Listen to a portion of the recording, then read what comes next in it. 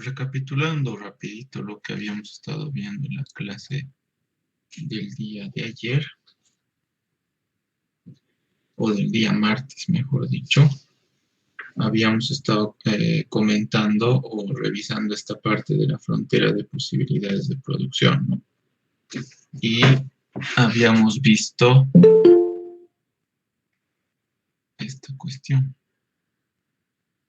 esto de acá, ¿no? Decíamos, o habíamos estado viendo esta parte en la que estábamos viendo algunas aplicaciones de la frontera de posibilidades de producción. En este ejemplo, como podrán notar, se puede notar cómo la frontera de posibilidades de producción puede permitirnos, puede permitirnos explicar por qué en una situación o por qué el comercio puede mejorar el bienestar de la población, ¿no? Y es cierto que sí, el comercio puede mejorar el bienestar de la población por una cuestión muy elemental, ¿no? En una relación en la que interactúan consumidores, o perdón, dos naciones, así una de ellas sea más eficiente en ambas cosas que la otra, aún así el comercio continúa siendo ventajoso, ¿no? De acuerdo a lo que habíamos visto anteriormente, en este caso, en esta situación, decíamos que Tom tenía una ventaja absoluta sobre Hank, ¿no? Acá lo que se puede notar sin mucho problema es que Tom tiene una ventaja absoluta en la producción, en la recolección de cocos y la pesca respecto de Hank, ¿no? ¿Por qué decimos que Tom tiene una ventaja absoluta? Básicamente porque Tom es mejor. Aquí esta parte. Tom tiene una ventaja absoluta sobre Hank porque Tom es mejor tanto pescando como recolectando cocos, ¿no? Entonces, cuando esa situación se manifiesta, estamos frente a un escenario donde evidentemente Tom va a tener una ventaja absoluta sobre Hank, ¿no? En este caso, decimos que Tom tiene una ventaja absoluta porque si se fijan las gráficas, si Tom dedicara todo su tiempo a la recolección de cocos, recolectaría hasta 30 cocos, ¿no? Y si Hank hiciera lo mismo, si dedicara todo su tiempo a la recolección de cocos, solo recolectaría 20. En todo caso, Tom es mejor que Hank, ¿no? En el otro caso, si por el contrario Tom dedicara el 100% de su tiempo a la pesca, lograría atrapar un total de 40 peces. Y si Hank hiciese lo mismo, solo recolectaría o pescaría o atraparía 40 peces. En ese caso, podemos notar que Tom es mejor haciendo ambas cosas que Hank. Cuando esta situación se manifiesta, se dice que Tom tiene una ventaja absoluta porque es mejor en ambas cosas que Hank respecto de este otro individuo, ¿no? La ventaja comparativa se manifiesta en este escenario, ¿no? En un escenario en el que acá, a ver, compararemos. Si Tom dedicara todo su tiempo a la recolección de cocos, recolectaría un total de 30 cocos. Y si Hank dedicara todo su tiempo, recolectaría 40, ¿no? ¿Quién es mejor acá? Obviamente Hank. En la recolección de cocos, Hank es mejor que Tom. En el caso de la pesca, si Tom dedicara todo su tiempo, lograría atrapar un total de 40 peces. Y si Hank hiciese lo mismo, solo atraparía hasta 10 peces, ¿no? En ese contexto, se puede notar que en relación a los peces, Hank es mejor, o Tom es mejor que Hank, ¿no? En los cocos, Hank es mejor, y en los peces, Tom es mejor. Entonces, este es el escenario en el que uno tiene una ventaja comparativa respecto al otro. Nos decíamos anteriormente, Hank tiene una ventaja comparativa respecto de Tom en la recolección de cocos, y al mismo tiempo, Tom tiene una ventaja comparativa respecto de Hank en la pesca, ¿no? Cuando uno es mejor que el otro, y esta situación se manifiesta en relación a los dos bienes que están analizando, decimos que existe la ventaja comparativa, ¿no? Y cuando uno es mejor en ambas cosas que el otro, estamos frente a una situación de ventaja absoluta. Ahora, aquí hay que tener en cuenta también que en estas condiciones, tanto a Tom como Hank les convendría definir una relación comercial, ¿no? Porque Tom o Hank se dedicaría solo a recolectar cocos, y una parte de lo que recolectará le daría a Hank, y a cambio Hank o Tom le daría también una parte de la pesca, ¿no? De modo que intercambiarían peces por cocos y ambos tendrían acceso a mayores cantidades, claro está. ¿Sí? Aquí el comercio se justifica, ¿no? Sin ningún problema se define que sí debería existir una relación comercial entre ambos, porque ambos van a terminar beneficiándose. Aquí tal vez algún momento la pensarían, ¿no? O sea, dirían, ¿será una buena idea que Tom comercie con Hank? En un principio parece que no es una buena idea, ¿no? Parece que no es una de las ideas más acertadas. Sí, parece que no es una de las ideas más acertadas. En ese contexto, podemos notar que en este escenario parecería que a Tom no le convendría transar con Hank, pero les voy a mostrar con unos datos, datos numéricos, de cómo a Tom sí le convendría transar con Hank, ¿no? Y aquí está este gráfico que ya habíamos visto anteriormente, ¿no? En este gráfico, que creo que habíamos estado analizando el día martes, llegamos a la conclusión de que sin comercio, o sea, sin comercio estaríamos en esta situación, ¿no? Aquí, Tom estaría con esta cantidad de peces y cocos, y Hank con esta otra cantidad de peces y cocos. En el caso de Tom, 28 peces y 9 cocos, ¿no? Sin comerciar, sin definir ninguna relación comercial, Tom tiene sus 28 peces y consume sus 28 peces. Hank tiene sus 9 cocos y también consume sus 9 cocos. Lo mismo que Hank, ¿no? Tiene sus 6 peces, consume sus 6 peces, tiene sus 8 cocos, consume sus 8 cocos. Sin comercio, esta es la situación, ¿no? Sin la existencia de una relación comercial, esa es la situación. Pero ¿qué pasaría si Tom se dedicara solo a recolectar peces? Porque entre estas dos actividades, en lo que es mucho mejor Tom, obviamente es mejor en ambos, sí, está claro que sí, pero entre los cocos y los peces, Tom es mucho mejor en la pesca. Entonces, en ese contexto, seguramente a Tom le convendría dedicarse a la pesca, ¿no? Y es lo que hace acá, si se fijan, si Tom se dedica exclusivamente a la recolección o a la pesca, lograría atrapar 40 peces, pero ningún coco, ¿no? Porque está dedicando todo su tiempo y los factores productivos que dispone para poder acceder a esta cantidad de peces, ¿no?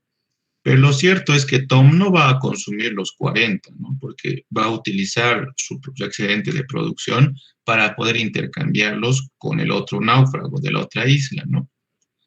Entonces, el otro náufrago, de los 40 que tiene, se va a quedar Tom solo con 30. Y si antes tenía acceso solo a 28 peces, ahora tiene acceso a 30. En relación a este punto, tiene dos peces más. ¿sí? Ahora, de los 40 se queda con 30 y 10 los va a utilizar para transarlos con Hank, ¿no? Entonces, de los 30, los 10 que le quedan los va a dar o los va al final termina dándole a Hank y Hank ahora tiene acceso, considerando que Hank se ha dedicado a la producción del otro bien, acá él tendría 20 cocos y 0 peces. De los 40 que Tom tenía, 30 los consume y 10 los utiliza para intercambiar con Hank, de modo que Tom le da 10 peces a Hank. Y si antes el consumo de peces de Tom o de Hank era de 6, solo 6, ahora fruto del comercio tiene acceso a 10, 4 unidades más. Ahora, en relación a la cantidad de cocos que tenía Hank, Hank al principio solo podía acceder a 8 cocos, ¿no? Ahora que está dedicando todo su tiempo y sus factores productivos a la recolección de cocos, decide consumir 10, o sea, de los 20 que recolecta, consume 10. Si antes solo tenía 8 para consumir, ahora tiene 2 más, ¿no? Y de los 10 que le quedan, los utiliza para transar con Tom, ¿no? Y aquí están intercambiándose los 10 peces por los 10 cocos, ¿no? O sea, un pez por un coco, en otras palabras, para simplificar el análisis, ¿ya? Entonces, si al principio Tom tenía solo acceso a 9 peces, ahora, fruto del comercio, tiene a 10 peces. Si pueden notar acá o si se pueden fijar, aquí Tom tiene más peces, tiene más cocos, Hank tiene más peces y también más cocos. Esta es una justificación de cómo el comercio mejora la situación de ambos, ¿no? Porque sabíamos al inicio que Tom era mucho más eficiente o más productivo que Hank, ¿sí? Entonces, en ese contexto resulta que es mucho más práctico para Tom comerciar que no hacerlo, ¿no? Es mucho mejor que él decida definir una relación comercial con Hank, puesto que si no lo hace, solamente tendría acceso a 28 peces y 9 cocos, pero cuando decide transar con Hank, tiene acceso no solo a 28 peces, sino a 30 y ya no a 9 cocos, sino a 10, ¿no? En el caso de Hank, lo mismo, ¿no? Si no transara con Tom, se quedaría con 6 peces y 8 cocos, pero como decide transar, tiene acceso ahora a 10 peces y a 10 cocos, mejorando la situación de ambos, ¿no? Entonces, claro está que aunque un país sea mucho mejor que otro, el comercio termina beneficiando a ambos, ¿no? Hay una teoría que prácticamente a partir de la aplicación de estas cuestiones comerciales, que habla de la teoría, es una teoría desarrollada por eh, David Ricardo, que habla de la teoría de la ventaja comparativa o también llamada la teoría de los costes comparados, que básicamente plantea pues, esta teoría de la ventaja comparativa, teoría de la ventaja comparativa, plantea que las naciones deberían dedicarse a producir aquellos productos en los que tienen una ventaja comparativa respecto de otros, ¿no? Esto habría sido planteado por David Ricardo, ¿sí? Un prominente economista del siglo de 1776, más o menos, ¿no? Por otro lado, a partir de esta teoría es que surge el concepto de ventaja comparativa, ¿no?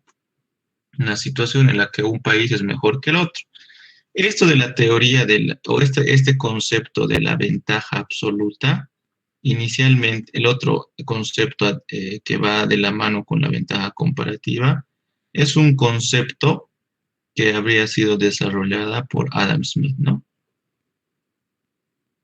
Y una teoría más contemporánea, más de nuestro tiempo, es la teoría, por ejemplo, de Heckscher y Olin. Heckscher y Olin, de hecho, son los ganadores del Nobel de Economía. A ver, esto es mayúscula. Olin, Heckscher y Olin, que juntos definieron la teoría del nuevo comercio internacional, ¿no? ¿Qué decían ellos? O sea, su teoría decía aquellos países, o sea, que las naciones debían producir bienes. Bueno, la síntesis era esa, ¿no? Lo que ellos planteaban, básicamente planteaban que a los países o las naciones deberían dedicarse a producir, no sé, los países deberían dedicarse a producir, deberían dedicarse a producir aquellos bienes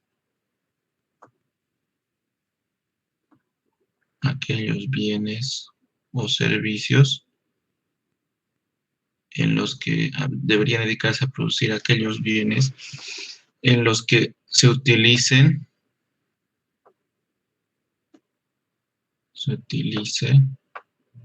el factor que tienen en abundancia. Tienen en abundancia, ¿no? Eso plantearían Heckscher y Olin, ¿no? Ellos decían, por ejemplo, para poder entender esta teoría, diríamos que Heckscher y Olin planteaban que aquellos países que tengan mucho capital deberían dedicarse a producir bienes en los que se utilice intensivamente el capital. Y aquellos países que tuvieran mucha mano de obra deberían dedicarse a producir aquellos bienes en los que se utiliza intensivamente la mano de obra, ¿no? Esa era la idea que planteaban Heckscher y Olin. De hecho, no recuerdo, creo que fueron los Premios Nobel de Economía de 1998. ¿Sí? Entonces, a ver, acá voy a copiar esto. Básicamente, ¿qué planteaba su teoría? La teoría de Heckscher y Olin planteaba lo siguiente. Decía, por ejemplo, supongamos que aquí está Bolivia. Un cachito.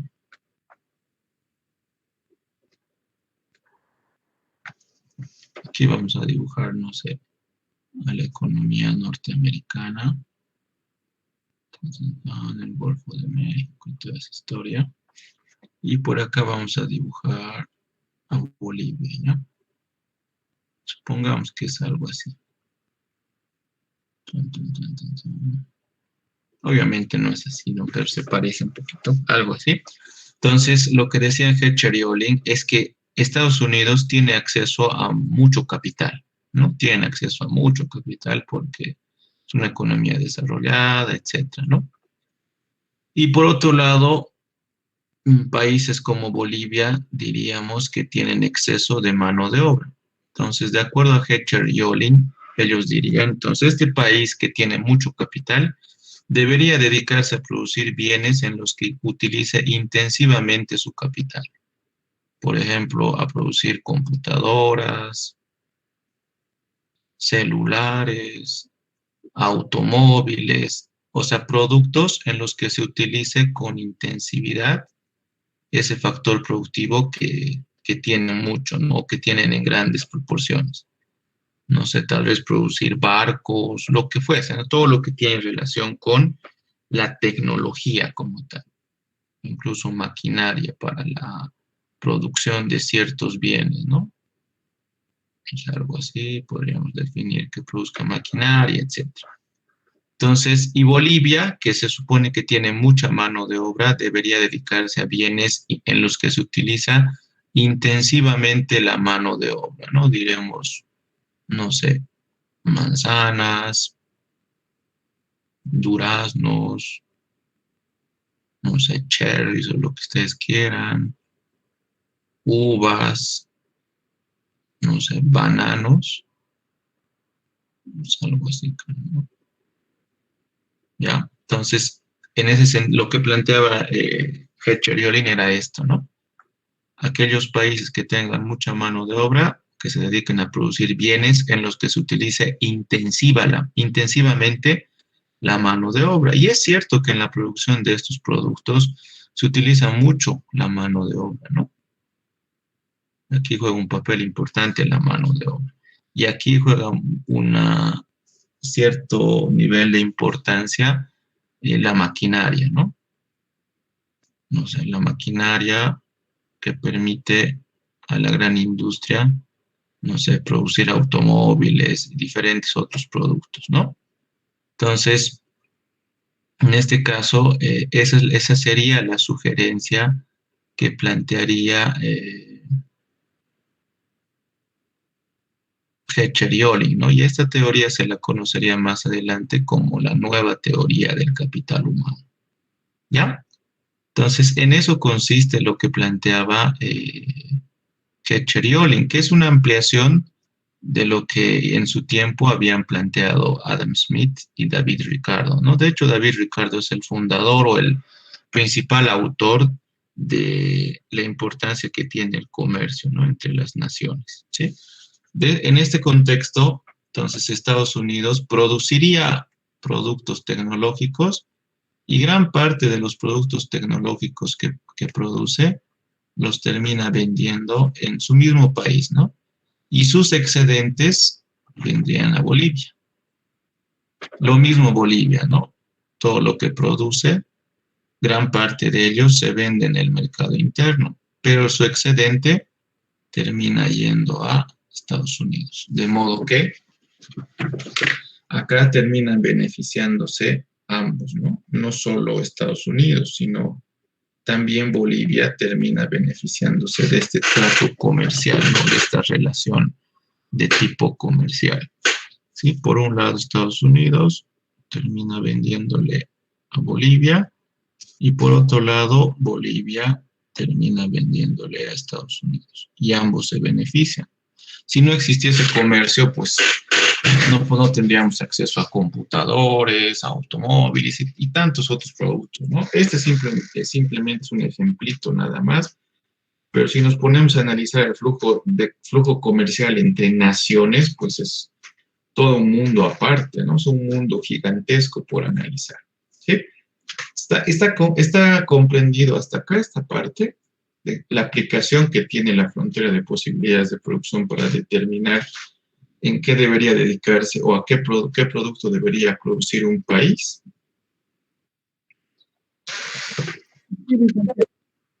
Ya, listo. Sí, dice.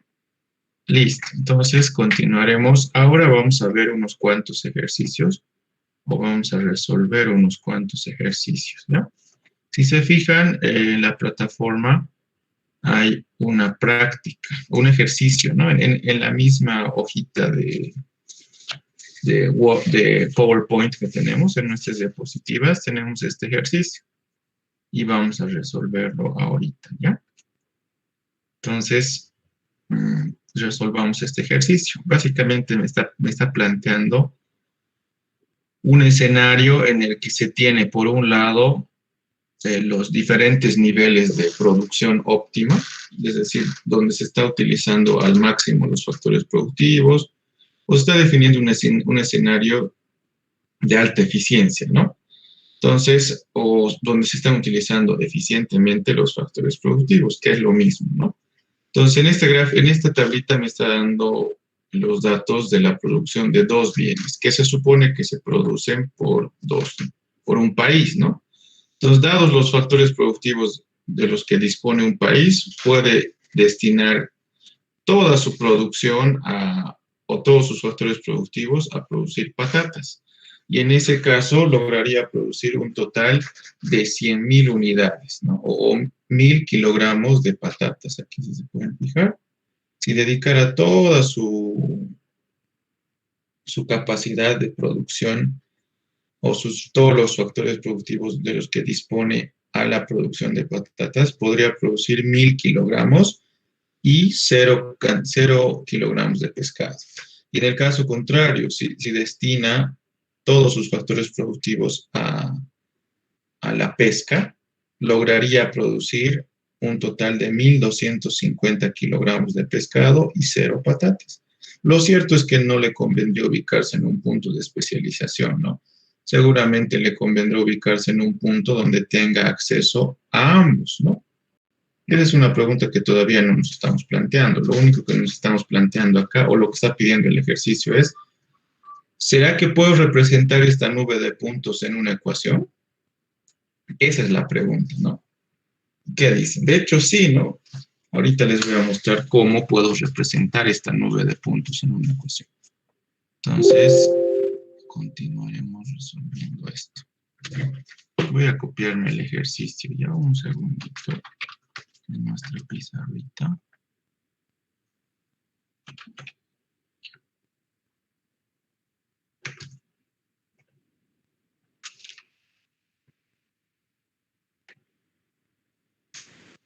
Listo, a ver, vamos.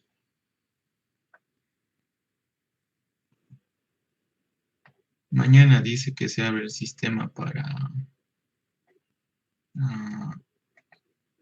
retirar materias, ¿no?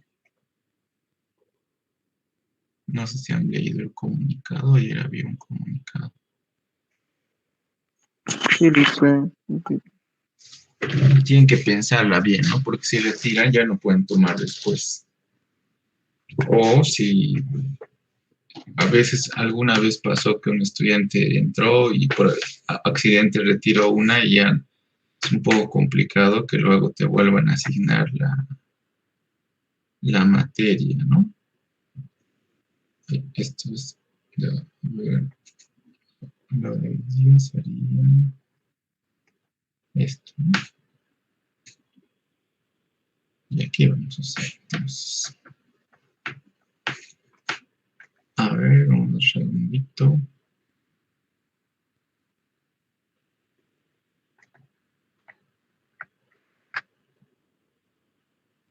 Aquí vamos a hacer. Entonces voy a copiar la imagen. Este es el planteamiento del ejercicio, ¿no? Este eran los datos del ejercicio. En general, se plantea que la frontera de posibilidades de producción tiene esta forma, ¿no? Algo así.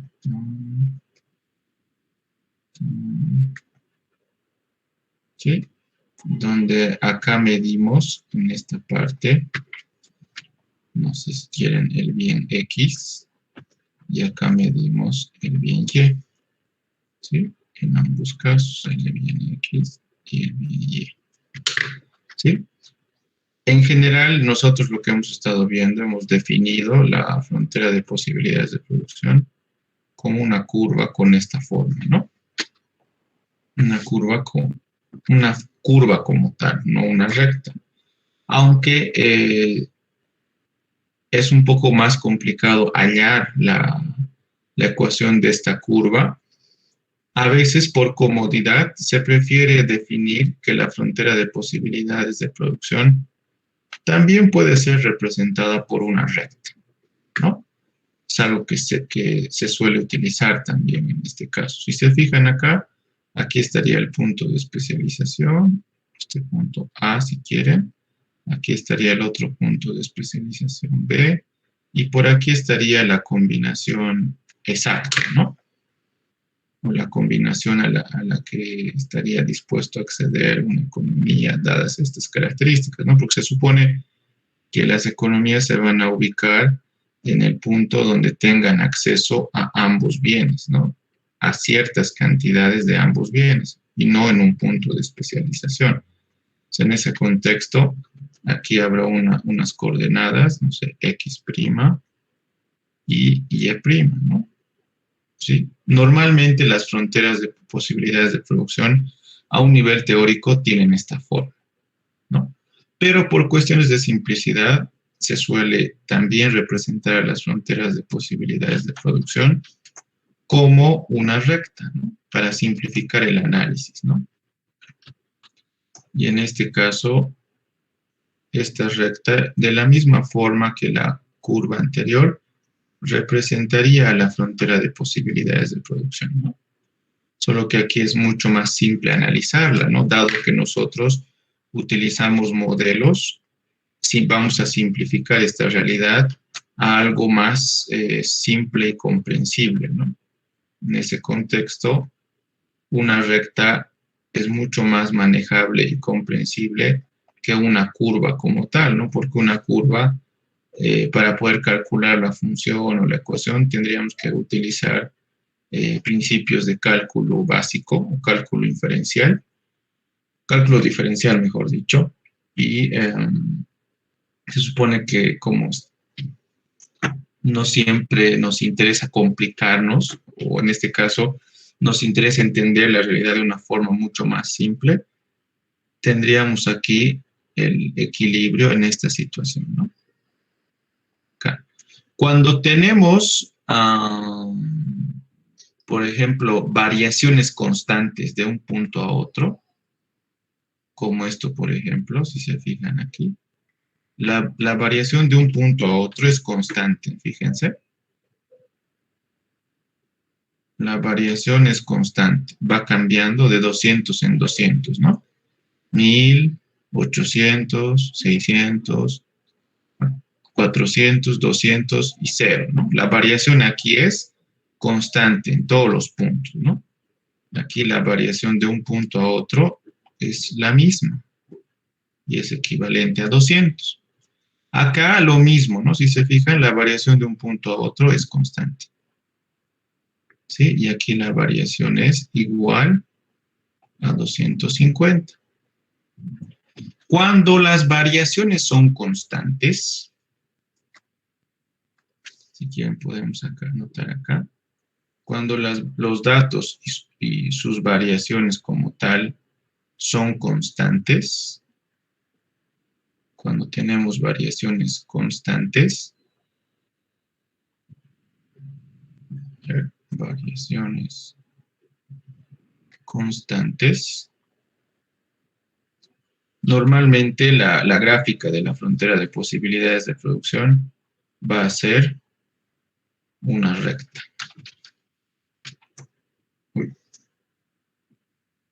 Aquí, ¿no? La frontera de posibilidades de producción va a ser una recta. Como este caso, ¿no? Algo como esto. En cambio, cuando las variaciones no son constantes, no sé si las variaciones no son constantes,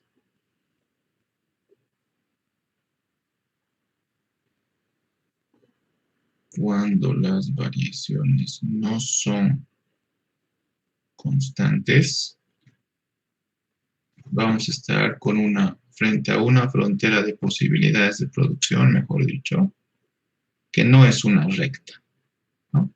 Sino va a ser una curva, que también es posible calcular, ¿no? Pero la intención es más entender la realidad desde una forma mucho más simple, ¿no? Para eso están los modelos, ¿no? Entonces, en este caso, como las variaciones son constantes, ciertamente la gráfica va a ser una recta representada por esta curva. ¿Sí? No sé si me están logrando entender hasta acá.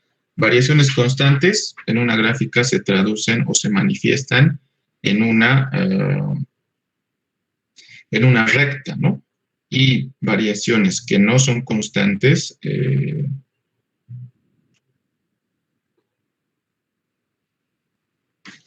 ¿no? Entonces, eso es importante tomar en cuenta, ¿no? Después, ¿qué más habría que tomar en cuenta acá? Habría que revisar también el hecho de que cuando las variaciones no son constantes, la frontera de posibilidades de producción va a tener la forma de una curva, como se puede observar en este caso, ¿no? Entonces, es importante tomar en cuenta eso, ¿no? Está claro, ¿no? Hasta aquí, chicos. Sí, licenciado. Ya, entonces procedamos a resolver el ejercicio que tenemos acá. Este es el ejercicio, ¿no? Entonces, abrimos otra hojita y revisemos el planteamiento del ejercicio. Este es el ejercicio y el ejercicio me da 4 incisos, ¿no? Me dice en un inciso A,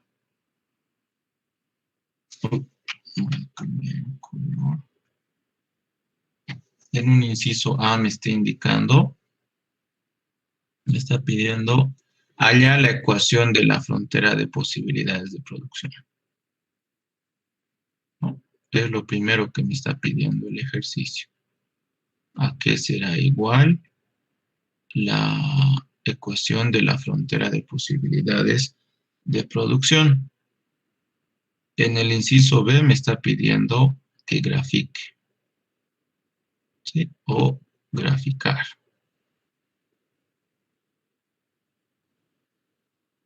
¿Sí? En el inciso C me está pidiendo qué sucederá con la frontera de posibilidades de producción si hay una mejora tecnológica y la producción de patatas y pescado se duplica. Me pide nuevamente que vuelva a hallar la ecuación de la frontera de posibilidades de producción. Y finalmente, en el inciso D, me dice que grafique los resultados hallados en el inciso A y en el inciso C en una misma gráfica, ¿no? Para ver el efecto de un cambio tecnológico, por ejemplo.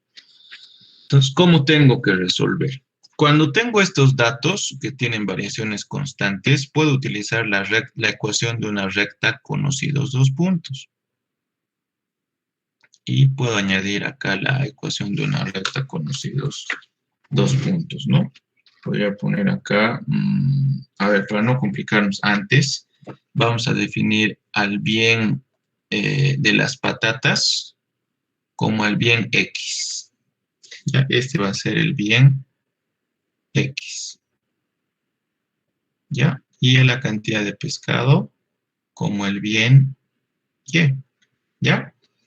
Entonces voy a plantear ahora la ecuación de una recta conocidos dos puntos. La ecuación de una recta conocidos dos puntos tiene esta forma. ¿No? No sé si pueden ver.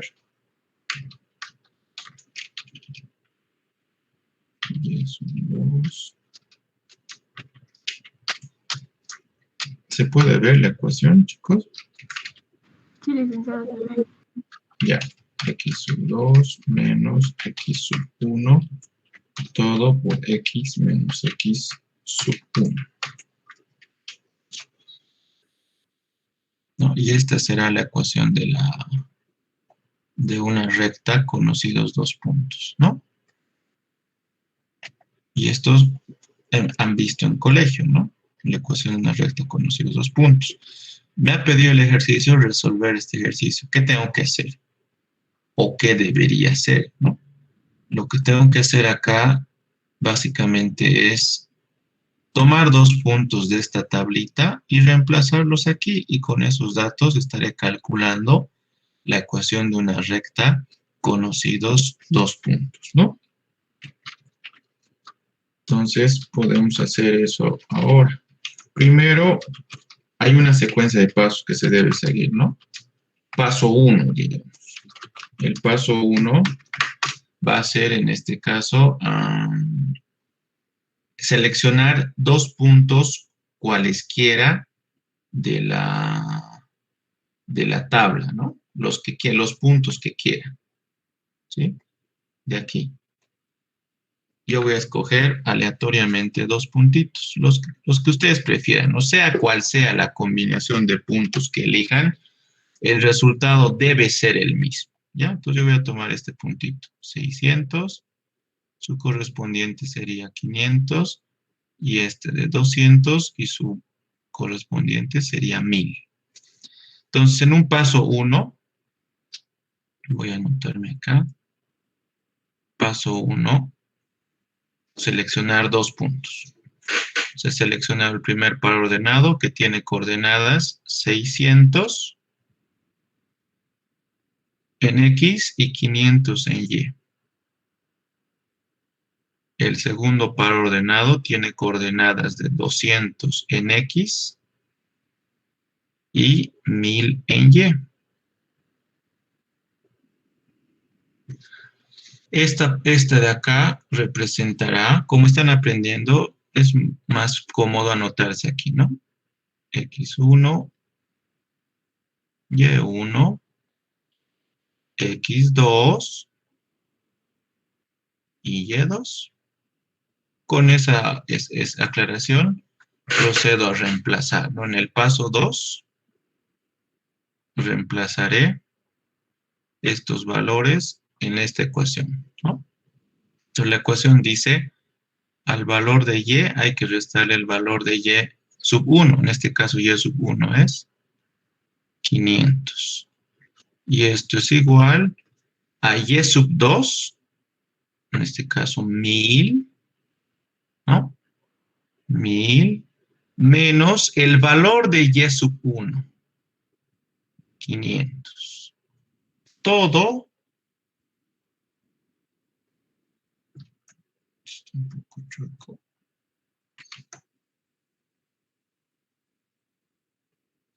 Algo así, ¿no? Para no complicar, voy a usar esto.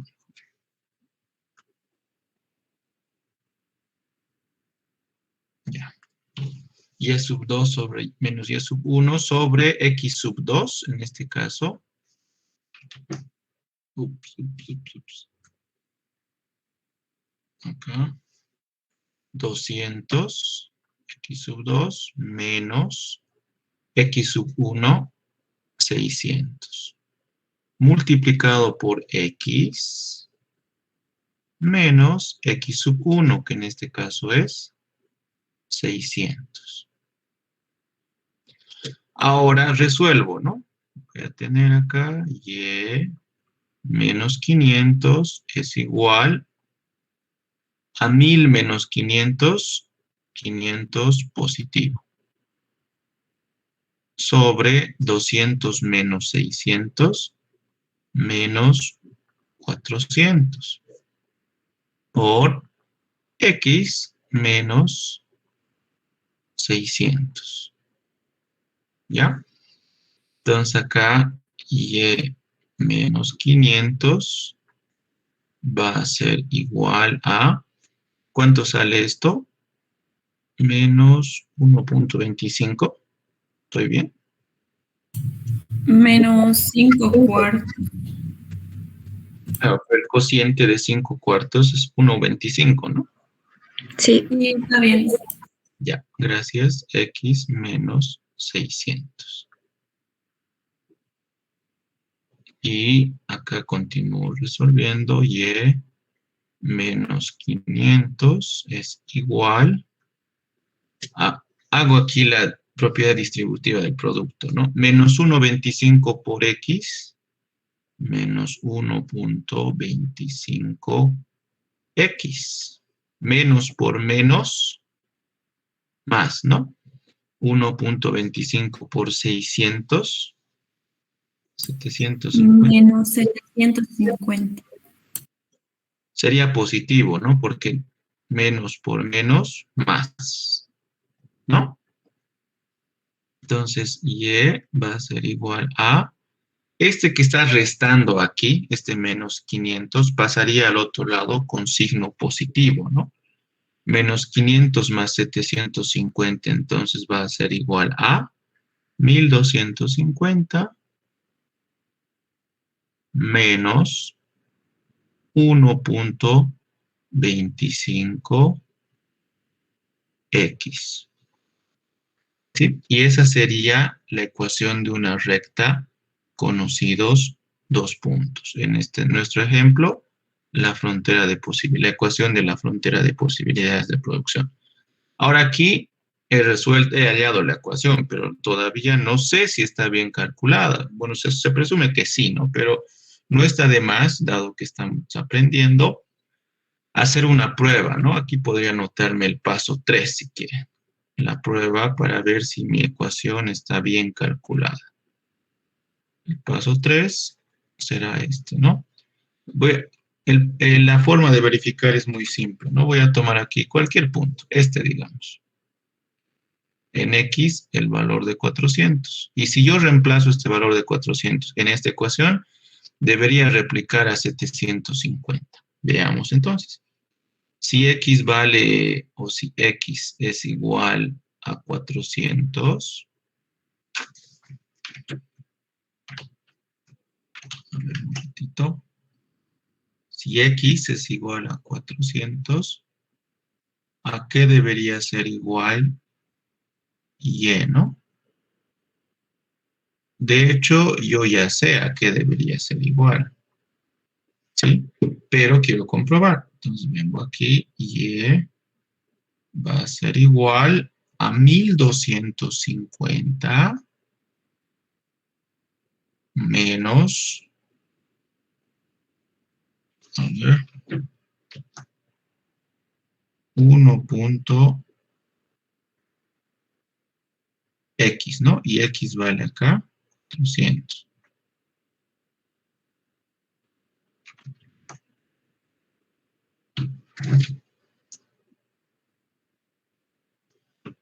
¿Está bien?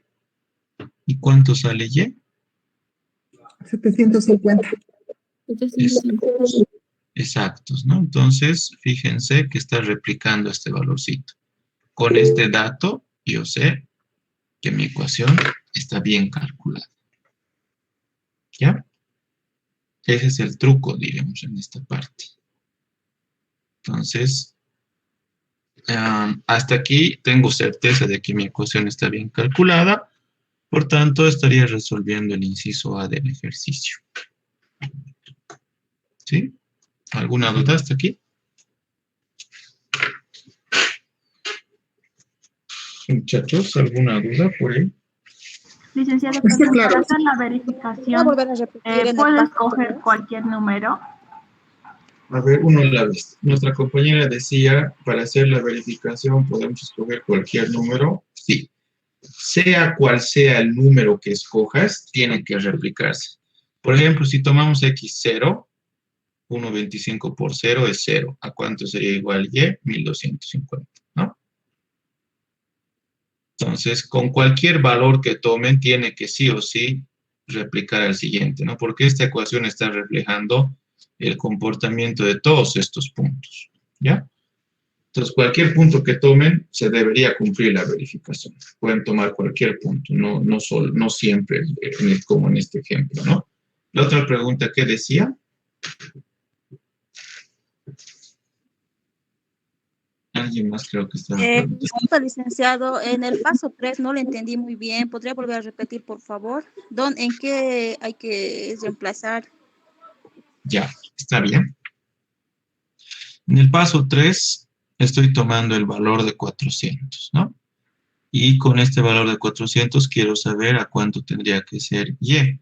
Obviamente, de acuerdo a la tabla, yo ya sé que aquí tendría que salir 750, pero quiero comprobar.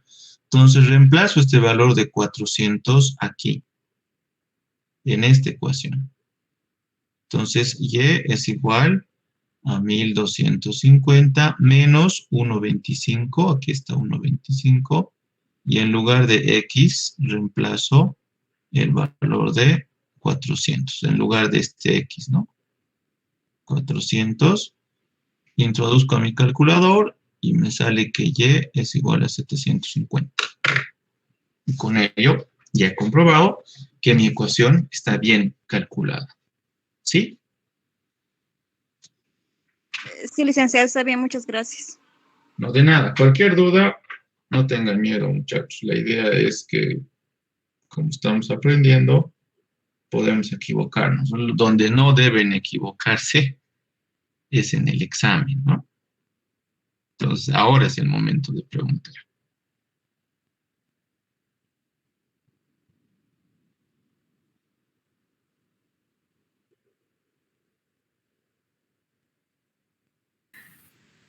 Licenciado, disculpe. Para reemplazar lo que es en esta primera ecuación que se nos da, podemos tomar los valores de A y B o D y E, por ejemplo. Sí, sea cual sea la combinación de puntos que tomen, aquí yo he tomado aleatoriamente, ¿no? 600, 500, 200 y 1000. Pude haber tomado 1000 y 0 y 1250 y la ecuación tendría que ser la misma. ¿Ya? Entonces, sea cual sea la combinación de puntos, la ecuación siempre va a salir o va a ser la misma. Sí, lo que habría que... ¿Y Sí, adelante. y cómo se le, y cómo se leería ahora el inciso A, la respuesta? O sea, me estaba pidiendo el inciso A, la ecuación de la frontera de posibilidades de producción. Esta es la ecuación de la frontera de posibilidades de producción. Ahora, si quisiéramos interpretar, también podemos hacerlo, ¿no? A ver, voy a anotarme aquí la ecuación. Y igual a 1250 menos 1,25 X, ¿no?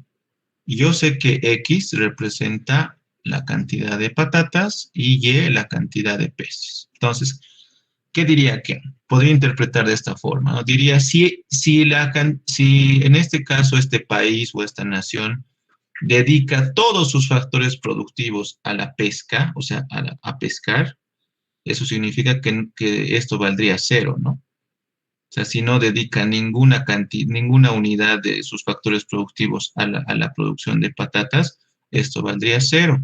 Entonces, alcanzaría a producir un total de 1,250 kilogramos de peces. ¿Sí? Y acá por este numerito de aquí, menos 1,25, me está indicando el coste de oportunidad al que se enfrenta este país o la relación de intercambio entre peces y cocos, o perdón, peces y patatas, ¿no? Se supone que aquí abajo está un 1, ¿no? Entonces, yo sé que este valorcito de 1,25 está relacionado con y este 1 está relacionado con X. Entonces, si quisiera producir una unidad más de, un kilo más de pescados, ¿a cuántas unidades, o perdón, si quisiera producir un kilo de papas adicional, ¿a cuántos kilos de pescado tengo que renunciar? A 1,25, ¿no? Y si quisiera 1,25 kilos de pescado más, ¿a cuántos kilogramos de papas tendría que renunciar? A 1, ¿no? Bueno, no sé si se estaba refiriendo a eso, ¿no? También podemos interpretar la ecuación. Todo en economía tiene una interpretación. ¿Ya? Sí, licenciado, me refería a la explicación que dio ahorita. Ah, ya, listo entonces. ¿Hay más dudas por ahí, compañeros? No, ¿no? Entonces, el inciso A ya está. Pasaremos al inciso B. El inciso B. En el inciso B me estaba pidiendo graficar, ¿no? Entonces aquí he resuelto, a ver un ratito.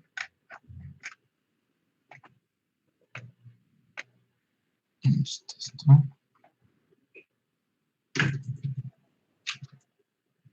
Un ratito.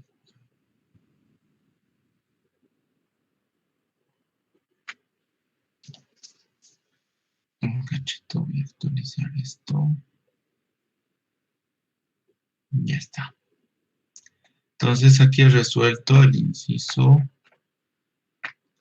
A, ¿no? Aquí. Esta sería la resolución del inciso A. Ahora tendría que resolver el inciso B, ¿no? Esta es la resolución del inciso A. ¿Sí? Ahora voy a resolver el inciso B. Para ello voy a utilizar otra página, ¿no? Aquí está. Entonces, resolvamos esto. No entiendo por qué. A ver, un cachito, voy a corregir esto. parece muy extraño esto. Ya.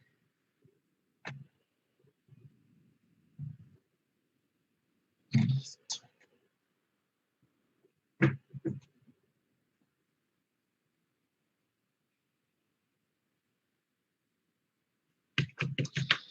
Y entonces me estaba pidiendo el ejercicio aquí, graficar, ¿no? Entonces voy a graficar en el inciso B. Acá puedo graficar en el inciso B, me pide que grafique. Entonces voy a graficar aquí. Por aquí pondré mi eje cartesiano. Por aquí está esta parte de acá. Y aquí voy a poner, había dicho inicialmente o había indicado que esto es X. Y esto es Y, ¿no? X y Y. Por esto, entonces acá tengo la cantidad de papas o de patatas y la cantidad de peces. Entonces, resolviendo esta partecita, aquí tengo que definir la escala, ¿no? El valor, la forma de definir la escala no es muy difícil, ¿no? Acá tendría que ver de dónde a dónde se mueve este punto. Se mueve desde 0 hasta 1250. Podría ser variar esto de 200 en 200, ¿no? 200, 400, 600, 800, 1000, 1200, 1400. De acá lo mismo, ¿no? 200, 400, 600, 800, 1000, 1200 y 1400. Entonces acá tenemos 200, 400, 600. Al momento de graficar, lo más recomendable es utilizar los puntos extremos. ¿Ya? Eso significa tomar los valores extremos, ¿no? Estos de acá. Acá tendría 200, 400, 600, 800, 1000, 1200, etc. ¿no? Entonces, lo más recomendable para hacer la gráfica es tomar los puntos extremos. Es decir, este es un punto extremo y este otro. Entonces, aquí lo que tendría que hacer es tomar un puntito. En el primer caso, si se recolectan 0 peces o si se dedican o se utilizan todos los factores productivos para la recolección de patatas, tendría 1000 patatas y 0 pescados. Estaría aquí, ¿no? Este puntito. ¿Sí? En el otro caso, o lo voy a hacer mejor de otro color para que se note la diferencia. A ver, voy a poner azul. Aquí estaría el puntito, ¿no? Y si dedicase todos los factores productivos a la recolección o a la pesca, tendría 1250 kilos de peces y 0 patatas. Y por esos 2 puntos, se supone, es una condición de geometría, ¿no? Por 2 puntos colineales pasa una recta. ¿Sí? Entonces, por estos 2 puntos pasará esta recta. ¿Ya? Ahora, la gráfica básicamente es esa, ¿no? Esta es la función que está representando a la frontera de posibilidades de producción. ¿Sí? La frontera de posibilidades de producción. Le vamos a llamar frontera de posibilidades de producción 1. Entonces, dada esta gráfica se supone que representa todos los costos de oportunidad a los que se enfrenta esta nación en relación a la asignación de sus factores productivos, ¿no? De modo que si yo quisiera graficar este otro punto, por ejemplo, 400 y 750, este punto debería caer exactamente en esta gráfica. A ver, veamos.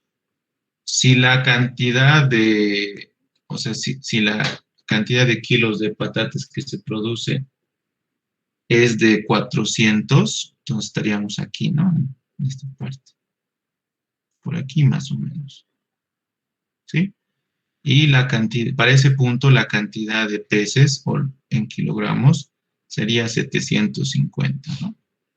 Obviamente aquí no sale un valor exacto por la escala, ¿no? Pero si están haciendo en una hoja cuadriculada y tomando en cuenta los cuadritos y toda esa historia, con seguridad les tendría que salir en un punto exacto.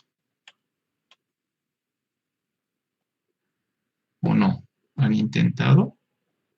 Sí, sale, licenciado. Sí, Qué bueno. Entonces, la idea es esa, ¿no? Ahora ustedes pueden graficar los puntos que quieran y todos los puntos tendrían que salir sobre la frontera de posibilidades de producción. Todos. ¿Sí? Entonces, si en su examen se les pide graficar, no pierdan el tiempo graficando uno por uno, ¿no? Grafiquen, tomen los extremos y por ahí van a pasar todos los puntos de la frontera de posibilidades de producción. ¿Ya? Entonces, ese sería el inciso B. ¿Sí? Graficar, me pide graficar. Ahora, ¿qué me pide en el inciso C?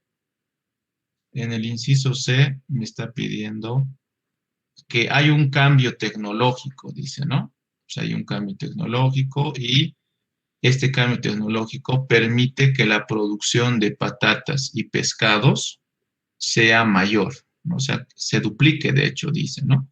¿Cómo afectaría esto a mi tablita? Cuando la producción se duplica, me está indicando que ahora vamos a producir, fruto del uso de una mejor tecnología, ya no solo 1000 kilos de patatas, sino 2000. Aquí ya no vamos a producir 800, sino el doble, 1600. Aquí 1200, 800, 400 y 0.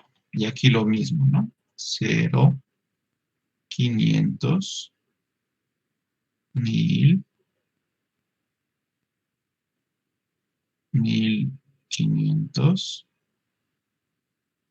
2000 y 2500. Entonces, a ver, ustedes con lo que hemos revisado hasta acá, les voy a poner la ecuación, ¿no?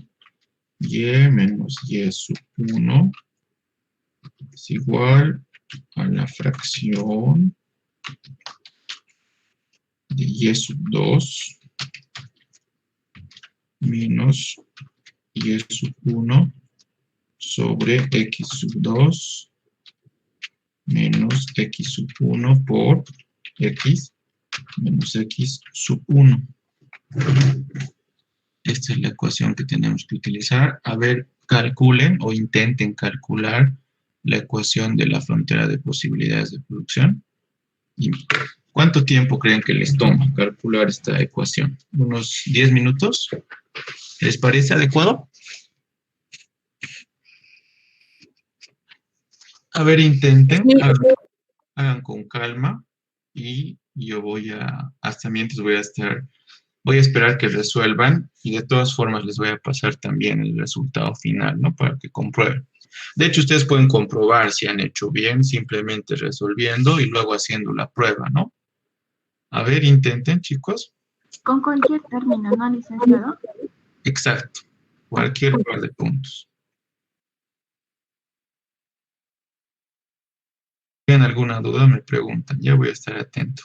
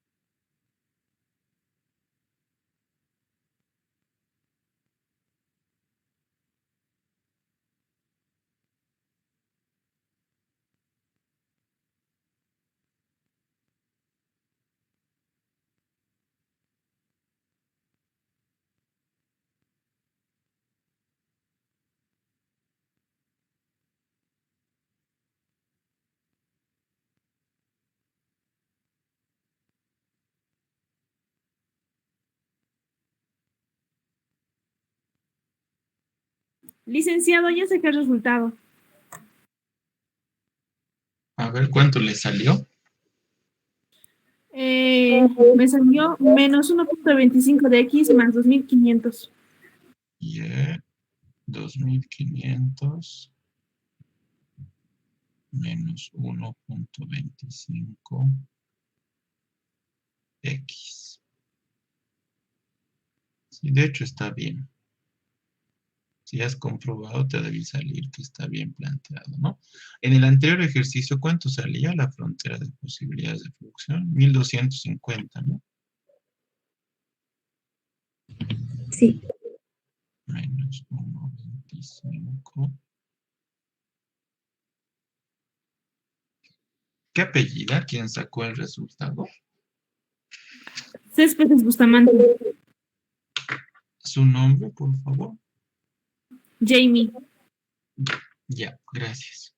Entonces, este es el resultado del inciso A y este es el resultado del inciso C. ¿Qué podemos encontrar de similar en estos dos casos? ¿Qué es igual en ambos casos?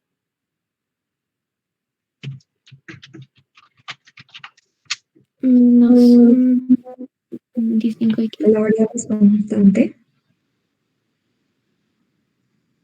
No les escuché bien. ¿Qué es igual en ambas? La constante de X. La pendiente, ¿no? Este valorcito. Ajá. Sí, entonces, ¿qué decimos? ¿Qué pasa cuando dos rectas tienen la misma pendiente? ¿Cómo son esas dos rectas? O sea, cuando tienen el mismo grado de inclinación. Paralelas. Exacto. Son dos rectas paralelas. A ver, grafiquen en su cuadernito al resultado que van a llegar es que la gráfica del inciso C va a ser una recta, algo así. Obviamente va a estar un poco más alejada, ¿no? Si grafican así, va a ser una recta con la misma pendiente, ¿no? Y cuando dos rectas tienen la misma pendiente, decimos que estas dos curvas son paralelas, es decir, nunca se cortan, ¿no? ¿Sí? O no se van a cortar porque son dos rectas paralelas. Entonces, si grafican esto, aquí obviamente van a tener un valor de 2500 y aquí un valor de 2000, ¿no? A ver, intenten. Y entonces, ¿a qué conclusión podríamos llegar respecto a al impacto que tiene ¿cómo se llama esto? Al impacto que tiene la tecnología en la producción? ¿Alguien se anima? Lo que está permitiendo al final la tecnología es incrementar la producción de ambos bienes, ¿no? Lo que hay es una ampliación de la frontera de producción. Exacto, ¿no? O sea, con más tecnología puedes producir más de ambos, ¿no? Algo que no podías hacer solo con uno, ¿no? ¿Está claro hasta ahí? ¿O falta algo?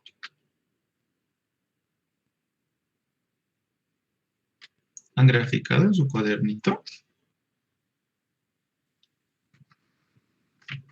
En eso estamos, licenciado. Sí, licenciado. Ah, ya.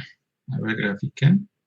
Se van a dar cuenta de que la gráfica les va a salir algo parecido, solo que va a estar un poquito más alejado nada más, ¿no?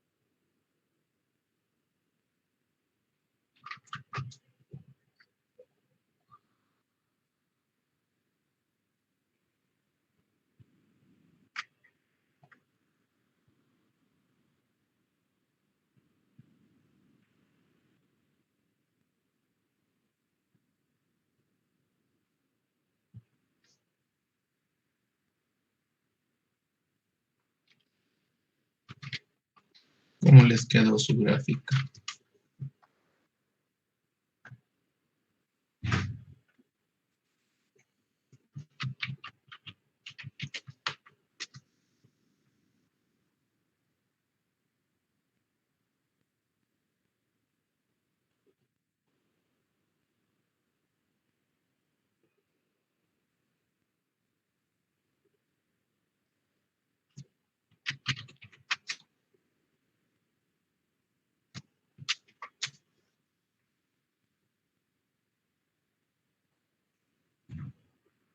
Muchachos, ¿ya tienen la gráfica, chicos?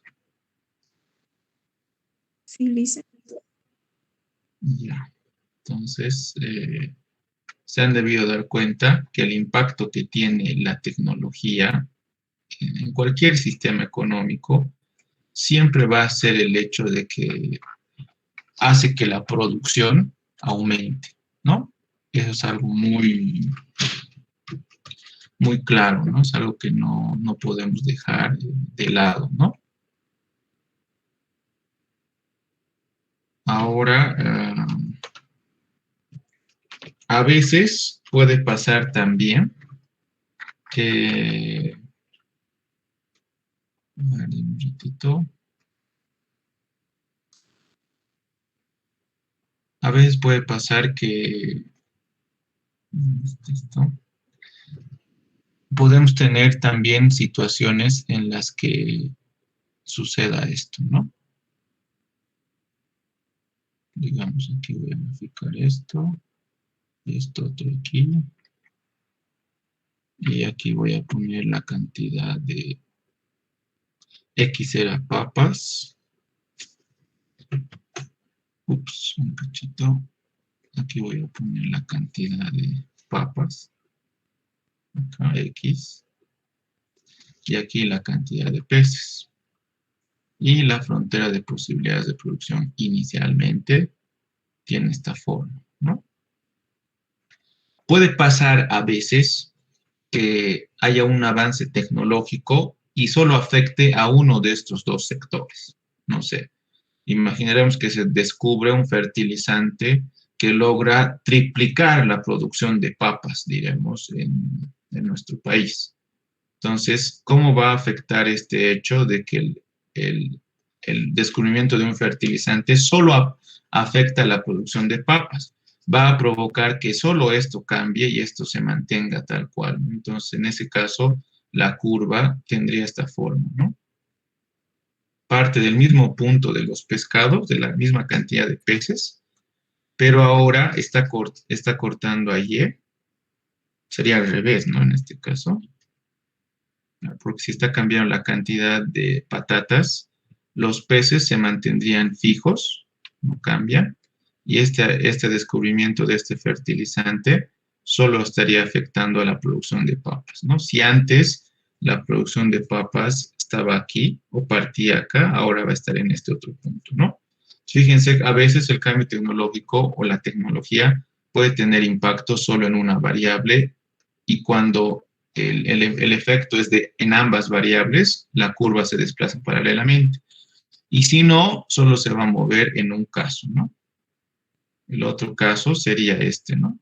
Si la tecnología solo afecta a la pesca y no a las patatas, esta sería la situación, ¿sí? Entonces, ahora yo creo que con esta explicación ya pueden resolver su práctica. Cualquier duda que vaya a surgir, bueno, yo les recomiendo empezar a resolver hoy día, así mañana todas las dudas que tengan respecto a su práctica puedan plantearlas en clases y yo les puedo ayudar a resolver, ¿no? Esa sería la idea, ¿no? De que traten de resolver su práctica hoy día hasta mañana y los que no pudiesen resolver, yo les voy a ayudar a resolver en nuestra clase. No sé qué opinan al respecto. Está bien, licenciado. Sí, ¿no? Está muy bien, licenciado. Entonces, querías... Licenciado, tengo una consulta, perdón. Adelante, claro. La parte de la práctica, ¿la tenemos que hacer a mano o la hacemos en el mismo documento que nos ha enviado? Como ustedes prefieran. Si van a hacer a mano, cuando envíen las fotos, procuren que las fotos se lean, sean legibles, ¿ya? Y si van a hacer en computadora, no hay problema tampoco. Ustedes eligen. ¿Ya? Está bien, licenciado. Muchas gracias. La idea es que practiquen, ¿no? Porque ejercicios parecidos o similares habrá en su examen, ¿no? Y si ya subieron o si ya resolvieron, pues no va a ser difícil que rindan su examen, ¿no? Entonces, como un paréntesis, bueno, estoy haciendo un proyecto de investigación y quería ver si me lo pueden llenar este cuestionario. Ahorita les he pasado el link en estos 3 minutitos de nuestra clase que nos queda. No es muy difícil, ¿no? Básicamente el proyecto lo que está buscando es distinguir cómo aprenden los jovencitos y cómo aprenden los mayores, ¿no? Entonces, no sé si podrían ayudarme llenando este cuestionario. Les he pasado por acá, por el chat. ¿Podrían hacerlo? Por favor, mejor si lo hacen con calma.